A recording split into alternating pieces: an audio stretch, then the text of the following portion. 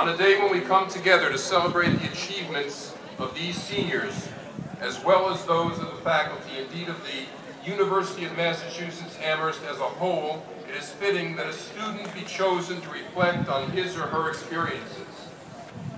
I am pleased to present our student speaker, Isaac Himmelman, from Santa Monica, California.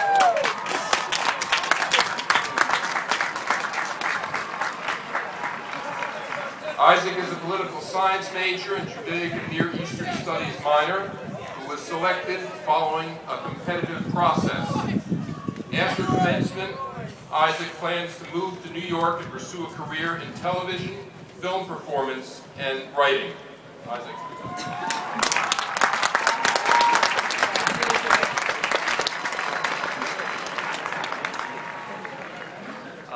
Thank you, Chancellor Hull.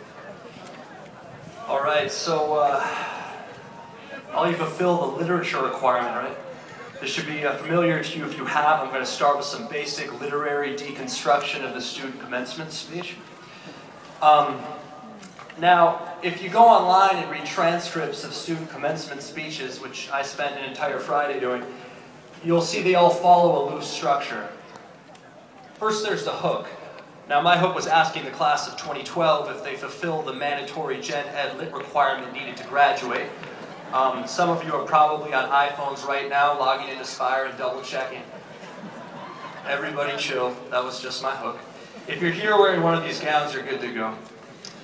Now, with the hook out of the way, we're given about 4 minutes to introduce ourselves, make a few witty insights, a few inside jokes, pinpoint the subterranean narrative of an entire undergraduate experience, and then bring it all back home with an impactful take-home message.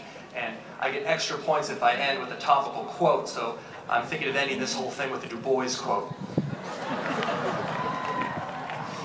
All right, here we go. Now, graduation is cause for celebration, sure, but for us graduates, it's a scary time too.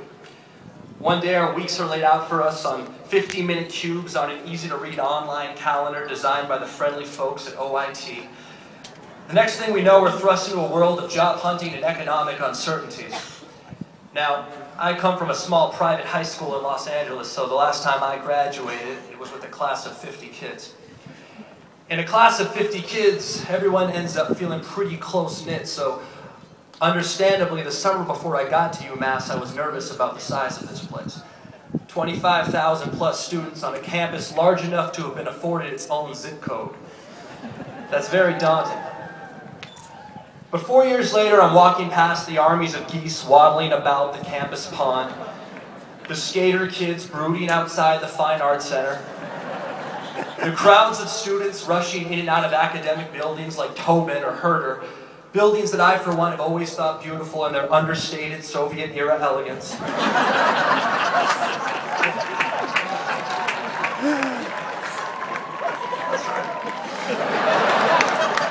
I walk past these people, these places, and realize that this campus, this college, this place, this strange place in Western Massachusetts that for whatever reason, cosmic, rhythmic, or what have you, this place the thousands of us graduating here today all ended up in at the same moment in human history.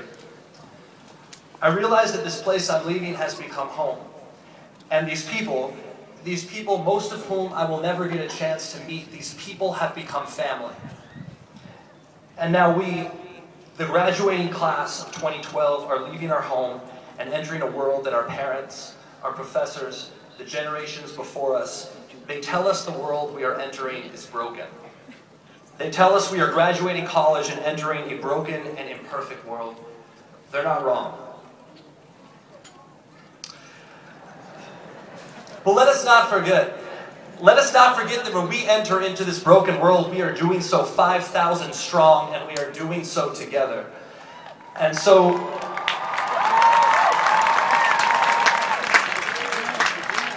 together we are to view their words not as burden, but as privilege, not as a warning, but as a challenge. Now, I told you I was going to try to end this with a topical quote, and I was thinking of Du Bois, but I think this speech is best ended quoting someone who actually attended our university. So here's a quote from a Pixies song. It goes, My head was feeling scared, but my heart was feeling free. To my family here today, a family that extends to every UMass student that will or has already walked this campus, sat in these seats, worn these gowns. To my family here today, let us step together into a broken world, scared, sure, but also free. Free to fix this world imperfect, repairing pieces broken, replacing pieces missing. Thank you.